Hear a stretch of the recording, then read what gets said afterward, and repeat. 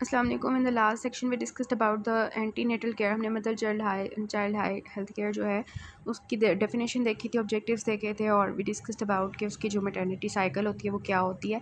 Fertilisation हो गई, अब हमने उसको एंटीनेटल केयर प्रोवाइड करनी है। अब वो प्रेग्नेंट हो गई है, ठीक है। अब उसको हमने जो है एंटीनेटल केयर प्रोवाइड करनी है ड्यूरिंग प्रेगनेंसी। तो हमने क्या करना है, सबसे पहले तो उसके कंपोनेंट्स हम डिस्कस करते हैं कि एंटीनेटल केयर क्लिनिक होना चाहिए, ठीक है। एंटीनेटल केयर क्लिनिक, वहाँ पे मदर आए, ठीक है, प्रॉपर्ली आए, और जो है वहाँ पे आए जब, तो उसकी रेगुलर वहाँ पे आना चाहिए उसे, ठीक है। तो सबसे पहले तो एंटीनेटल केयर क्लिनिक पे जब वो आती है तो उसकी प्रॉपर जो है ऑब्स्ट्रक्टिव हिस्ट्री ली जाए कि पहले तुम्हारे कोई बच्चे हैं ये वगैरह वगैरह, ठीक है। अगर हैं तो फिर कितने हैं, कोई कॉम्प्लिकेशन वगैरह तो नहीं हुई थी। फिर मदर की पूरी मेडिकल एग्जामिनेशन होती है यहाँ पे, ठीक है। मेडिकली उसको एग्जामिन किया जाता है, उसको कोई डिजीज़ वगैरह तो नहीं है। फिर उसको कंसल्ट किया जाता है, कंसल्टेशन प्रोवाइड की जाती है, ठीक है। और उसको हेल्थ एजुकेशन क्लासेस दी जाती हैं कि तुमने अपने बच्चे का कैसे ख्याल रखना है। तो ये सब होता है हमारे एंटीनेटल केयर क्लिनिक में। अब इसमें होते हैं रूटीन विजिट्स और मिनिमम विजिट्स, ठीक है। अब जो एंटीनेटल केयर विजिट्स होते हैं वो हमारे दो तरह के होते हैं। एक रूटीन विजिट्स होते हैं जो उसको करने होते हैं, और एक होते हैं मिनिमम विजिट्स। अगर वो करती नहीं है तो मिनिमम उसको कितने करने चाहिए। तो रूटीन विजिट्स आपके जो हैं वो इस तरह से होते हैं कि जो फर्स्ट विजिट होता है वो एसएप हो जाए, ठीक है। फर्स्ट जो पहली दफ़ा जो मदर आती है एंटीनेटल केयर क्लिनिक में, तो वो एसएप आए, एज सुन एज पॉसिबल, ठीक है। जब सेकंड उसका विज़िट हो तो फिर जो है वो मतलब फ़र्स्ट 28 वीक्स के अंदर हम बात करें तो उसको 1 महीने के अंदर एक दफ़ा आना चाहिए, ठीक है। मतलब कि 28 वीक्स तक उसको हर माह आना चाहिए एक दफ़ा, ठीक है। 36 वीक्स तक उसको क्या करना है कि अब 1 माह के अंदर 2 दफ़ा आना है, ठीक है, बिकॉज़ अब उसकी डिलीवरी करीब आ रही है। और जब उसकी जो है बाकी 36 वीक्स के बाद उसको जो है हर हफ़्ते आना है, ठीक है, आफ्टर वीकली टिल डिलीवरी, ठीक है। तो पहले उसने जो है वो 1 महीने में एक दफ़ा आना था, फिर उसने 1 महीने में 2 दफ़ा आना था, ठीक है। तो जो है फिर उसके बाद जो है क्या है कि जब उसकी डिलीवरी जो है वो 36 वीक्स से आगे की तरफ, मतलब 36 की वीक्स के बाद उसने जो है हर हफ्ते आना करना है, ठीक है। तो इसके रूटीन विजिट्स हैं, ये जो हैं वो करने होते हैं। उसके बाद हमारे पास आता है मिनिमम विजिट्स, ठीक है, कि अगर वो नहीं आ सकती, इतने रूटीन विजिट्स नहीं कर सकती कि 1 महीने में 2 दफ़ा आना है, ठीक है, और हर हफ्ते आना, तो मिनिमम उसके 4 विजिट्स लाजमी होने चाहिए, ठीक है। तो फर्स्ट विजिट होना चाहिए वो जैसे ही उसको मतलब लग रहा है कि अब मैं प्रेग्नेंट हो गई हूँ, उसको वॉमिटिंग्स वगैरह आ रही हैं, तो पहला जो विज़िट होना चाहिए वो आपकी बुक में 12 लिखा हुआ है, ठीक है। 12 वीक्स तक उसको बिफ़ोर 12 वीक्स आ जाना चाहिए। 12 वीक्स मीन्स कि जो है आपका 3 महीने जो फर्स्ट ट्राइमेस्टर है उसके अंदर उसको आ जाना चाहिए एक दफ़ा, ठीक है, कंफर्म करने के लिए प्रेगनेंसी को। उसके बाद सेकंड जो हमारे पास उसका विज़िट होना चाहिए वो 24 वीक्स में आना चाहिए उसको, ठीक है।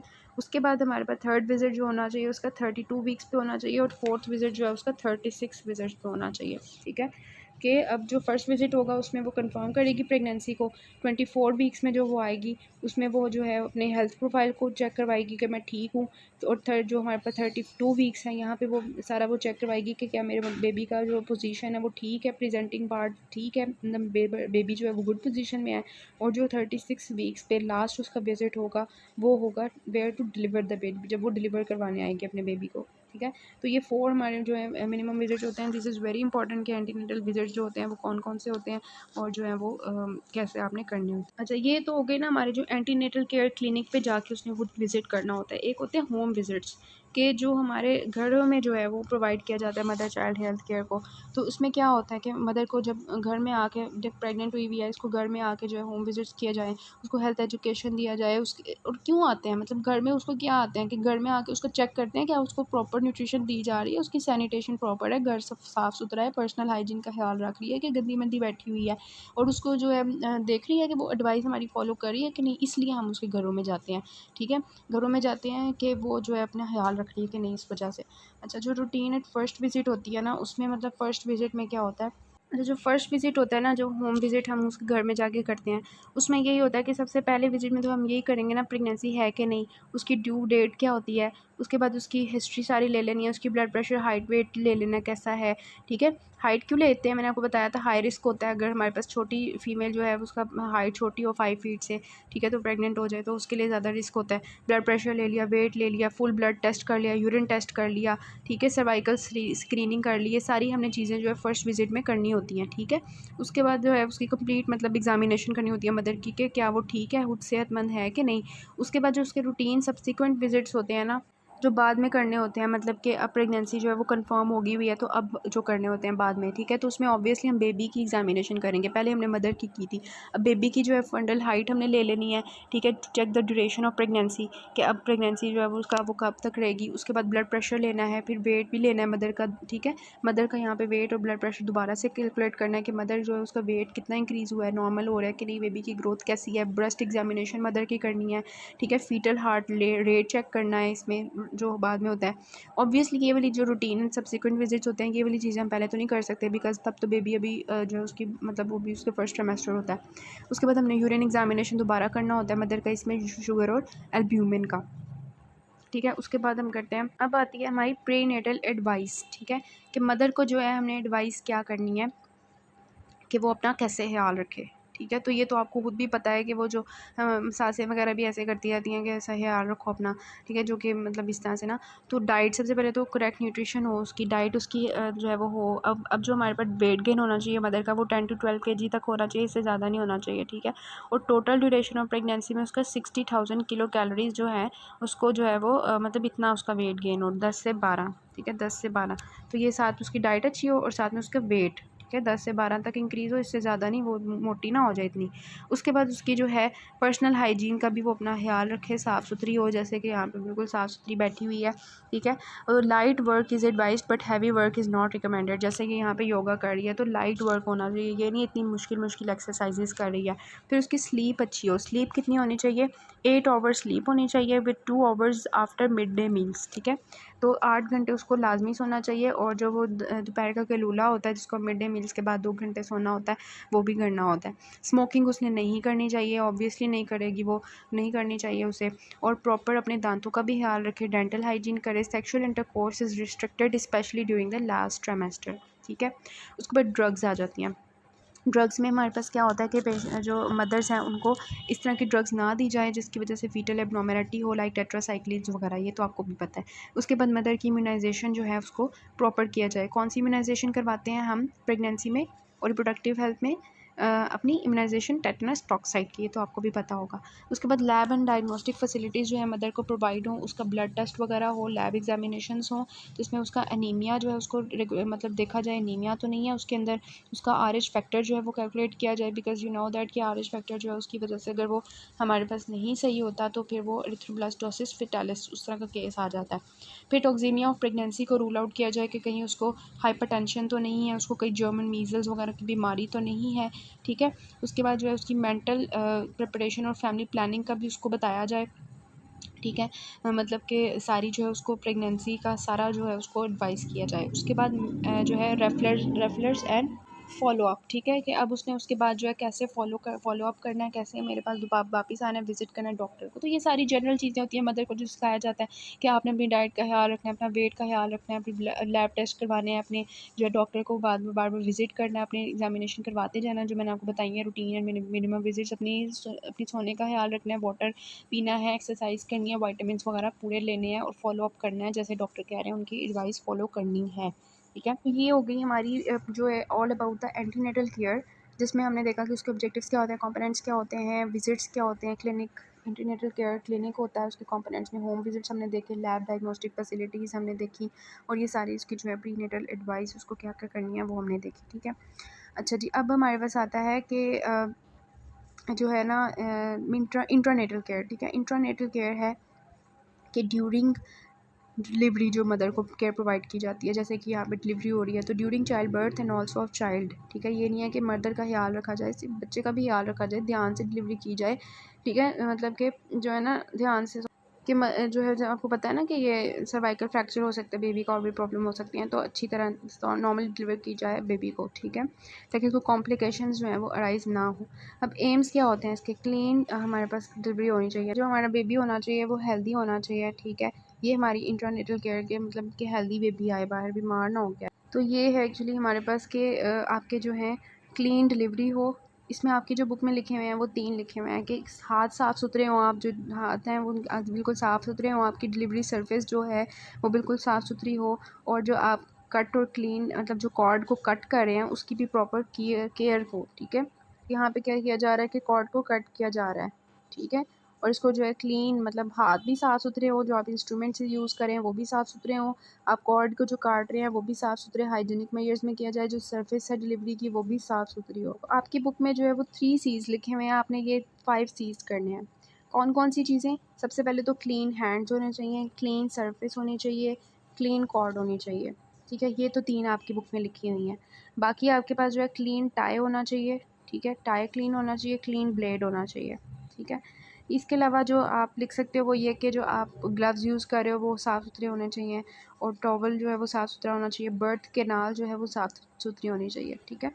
तो ये 5 C's हैं। और इसके दौरान, इसके अलावा जो एम्स क्या होते हैं इंट्रानेटल केयर के, कि जो बेबी है उसको मिनिमम इंजरी हो, ठीक है? कॉम्प्लिकेशंस जो हैं अगर हो, मतलब अगर कॉम्प्लिकेशंस हो जाएँ तो उनको डील करने के लिए पहले से तैयार हों, ठीक है? कि कुछ भी हो सकता है, मैल प्रेजेंटेशन हो सकती है, प्रोलॉन्ग लेबर हो सकता है, हेमरेज हो सकता है, उन सबको पहले से तैयार किया जाए, ठीक है? प्रिवेंट किया जाए। Care of the baby at the time of delivery, same वही बातें जो इन्होंने बार-बार रिपीट की हुई हैं, ठीक है? फिर आ जाता है कि हमारे पास जो इंट्रानेटल सर्विसेज़ होती हैं वो क्या होती हैं? तो इसमें सबसे पहले मोस्ट इंपॉर्टेंट होती है डोमिसिलरी सर्विसेज, ठीक है? Domiciliary care. डोमिसिलरी केयर और इंस्टीट्यूशनल केयर में क्या डिफरेंस होता है वो हम सबसे पहले देख।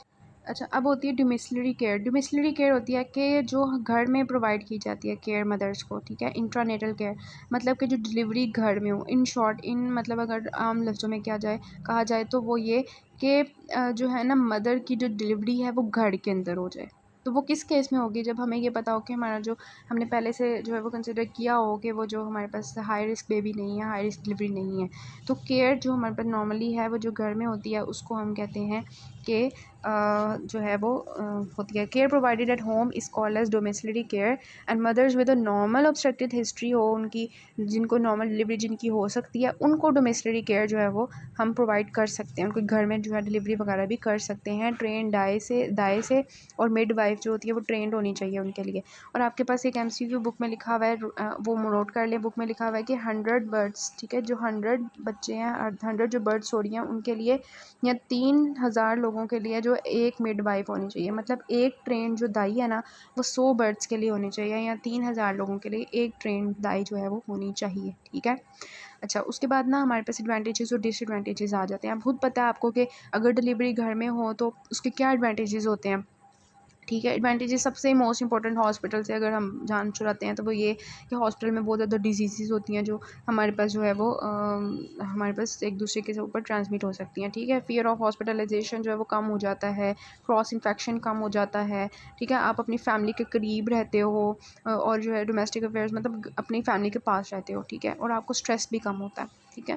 आपको स्ट्रेस भी कम होता है क्योंकि आप मतलब फैमिली सराउंडिंग में आपकी जो है वो डिलीवरी हो रही होती है, ठीक है?